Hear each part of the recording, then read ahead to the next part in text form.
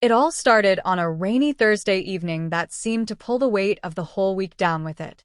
I had never been fond of long, wet days, and that one felt heavier than most. My name is Emily.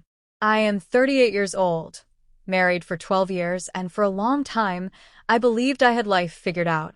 I thought that once you settled into a marriage, bought a house, and raised your kids, the rest of life would just move like a straight line. But life, as I learned, has a strange way of curving when you least expect it. That Thursday, my husband Michael called me from work to say he would be home late. His company was dealing with a crisis, and he didn't want me to wait for dinner. I sighed as I hung up the phone and turned to look out the window. The rain was coming down in sheets, blurring the streetlights and leaving the whole neighborhood shrouded in that dim yellow glow. My daughter Lily was at a sleepover with her best friend. The house was too quiet. I thought about ordering takeout, but something in me just didn't feel like eating. I just felt empty. Then came the knock on my door. Slow at first, then a little firmer. It startled me because we don't get visitors late, and I wasn't expecting anyone. When I opened the door, there was David, my neighbor. He had just moved into the house across the street a month ago. Tall, broad-shouldered, with an easy but hesitant smile. He was soaked to the bone, holding a package that apparently had been left on my porch earlier that afternoon. The rain had ruined the cardboard. "I figured you wouldn't want this left out there," he said, holding it out. His voice had that low, deep tone that immediately made you feel safe, but at the same time aware. I thanked him and told him to come inside so he could dry off. He hesitated at first, glancing back at the rain, then stepped inside. I handed him a towel and asked if he wanted some coffee. Something about the way he smiled when he said yes caught me off guard. It wasn't flirtatious. It wasn't forward. It was just warm. Maybe it had been a long time since I'd really looked at anyone that closely. As I brewed the coffee, I noticed his hands, large but steady, resting on my kitchen counter. And for a moment, I realized I had been holding my breath. We talked for an hour while the rain poured down. Mostly about safe topics, how he was adjusting to the new neighborhood, where he'd moved from, the usual small talk. He had recently left the city, looking for some quiet after a rough breakup. There was a tiredness in his eyes when he talked about it, and maybe that's what made me feel a connection to him. It wasn't romantic, but it was honest.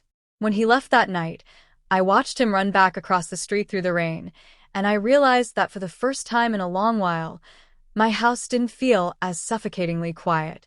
That feeling stayed with me. The following week, I saw him again when I went to bring out the trash. He waved from his driveway and came over. It was a sunny day this time, and he had that easy smile again. He offered to help me fix the loose panel on my fence. I told him Michael had been planning to do it, but hadn't had time. Without hesitation, he came over that weekend with his tools and fixed it in an afternoon. That day was when something inside me started to stir. As he worked on the fence, I sat nearby, talking to him. The way he listened, really listened, made me feel seen in a way I hadn't felt in years. After the fence was done, we stayed outside, drinking lemonade, laughing at silly stories. The kind of laugh that makes you forget time. It wasn't supposed to be anything. He was just a neighbor. I was a married woman. But little by little, these small moments began to add up. One night, a week later, everything shifted. Michael was away on a business trip, and Lily was with my parents. The loneliness crept back in like a cold draft through a cracked window. Around 9 p.m., there was another knock on my door. When I opened it, it was David again, holding a plate of freshly baked cookies. He laughed nervously, explaining that he had baked too many and thought I might want some. It was such a simple gesture, but it broke something in me. That night, we sat in my living room, eating cookies and talking until after midnight. I don't know when I realized I was leaning closer to him, that our conversation had slowed down, become softer, more personal. He told me about the pain of being betrayed by someone he trusted. I told him how sometimes I felt invisible in my own life. There was a long pause, the kind of silence that is loud enough to hear your heartbeat. And that was when he reached for my hand. It was slow, careful, almost hesitant. His hand was warm, steady, and something in me just melted. I didn't pull away. I didn't think. I just sat there, feeling the weight of his hand over mine. What happened next was not fast, not wild. It wasn't anything like the passionate moments you see in movies. It was slower, deeper, and too much for me to explain even now. Not because it was wrong, but because it was everything I didn't realize I had been craving. To be seen, to be understood, to feel alive. He pulled me close and held me, and for the first time in years, I felt like I could breathe. I don't know how long we stayed like that, just holding each other. It felt like time had stopped. When I finally pulled back, there were tears in my eyes. He wiped them gently, saying nothing. There was no kiss that night, no reckless decision. Just a connection that felt like it had gone straight through to my soul. The next day, I couldn't stop thinking about it. I couldn't sleep. Every time I saw him, my heart pounded in my chest.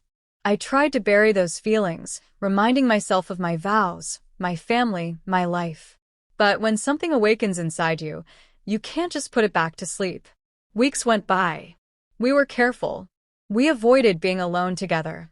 And yet, every glance felt like a conversation on its own. Every wave across the street felt like more than a neighborly gesture. It became heavier with each passing day. Then one evening, everything came to a head. Michael and I had an argument. It wasn't loud, but it cut deep. After he went to bed, I sat outside on the porch, tears streaming down my face. The night was quiet, the air warm. I didn't even notice when David walked over. He just sat next to me, close but not too close. "You okay?" he asked softly. I shook my head, unable to speak. That was when he put his arm around me, and I just collapsed into him, sobbing. The way he held me that night, it wasn't passionate. It wasn't about desire. It was slow, deep, overwhelming, like he was holding not just my body but everything I had been carrying for years. Every disappointment, every lonely night, every unspoken word. It was too much. I couldn't hold it all in anymore, and he just stayed there, absorbing it all, saying nothing, just being there. When I looked up at him through tear-streaked eyes, I knew something had changed forever. It wasn't about wanting to leave my husband or wanting someone new. It was about finally realizing that there was a part of me that had been starving for connection. We didn't cross the line that night, but my heart did. It crossed into a place I can't come back from. Months have passed since then, and I've been working on my marriage. Michael and I have started couples counseling. I haven't told him everything. Some things are too complicated to put into words. But what I learned through all of this is that life can surprise you.